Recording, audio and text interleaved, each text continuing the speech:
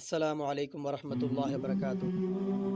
دوستو، جے our knowledge میں آپ کو خوش آمدید۔ ابو سعید خدری رضی اللہ تعالیٰ عنہ فرماتے ہیں کہ ایک بھیڑیا آیا اور اس نے ایک بکری کو اٹھایا اور بھاگنے لگا۔ چرواہا اس کو پکڑنے کے لیے اور اپنی بکری کو بچانے کے لیے دوڑا۔ آگے چل کر بھیڑیا بیٹھ گیا اور اس نے اس چرواہے سے کہا کہ اللہ سے ڈرو، مجھ سے میرا رزق چھین رہے ہو جو مجھے میرے اللہ نے دیا ہے۔ چرواہے نے تعجب سے کہا کہ بھیڑیا بھی انسانوں کی طرح بات کرتا ہے؟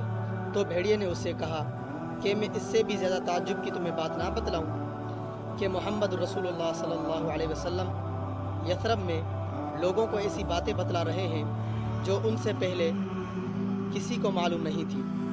وہ چرواہا بکریوں کو لے کر مدینے واپس آ گیا اور اپنی بکریوں کو کسی کونے میں چھوڑ کر رسول اللہ صلی اللہ علیہ وسلم کو اس نے یہ واقعہ بتلایا۔ یہ سن کر رسول اللہ صلی اللہ علیہ وسلم نے فرمایا کہ سب لوگوں کو جمع کرو۔ جب سب لوگ جمع ہو گئے تو رسول اللہ صلی اللہ علیہ وسلم تشریف لائے اور چرواہے سے فرمایا کہ یہ واقعہ سب کو بتاؤ۔ اس چرواہے نے جو کچھ دیکھا اور جو باتیں بھیڑیے سے کی وہ سب لوگوں کے سامنے بیان کر دی۔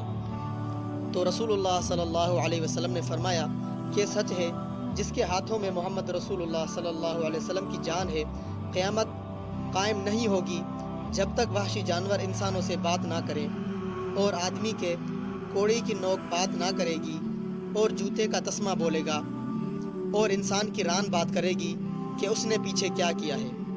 رسول اللہ صلی اللہ علیہ وسلم نے جو کچھ بتلایا اور آنے والی خبریں بتلائیں، یہ اللہ تبارک و تعالیٰ کی طرف سے رسول اللہ صلی اللہ علیہ وسلم کی نبوت کی نشانیاں تھیں۔ نبوت سے معجزات اور نشانیاں اسی طرح کی ظاہر ہوتی ہیں جو رسول اللہ صلی اللہ علیہ وسلم کی نبوت کے دلائل ہیں۔ اللہ تبارک و تعالیٰ ہمیں حق اور سچ سمجھنے کی توفیق عطا فرمائے، آمین۔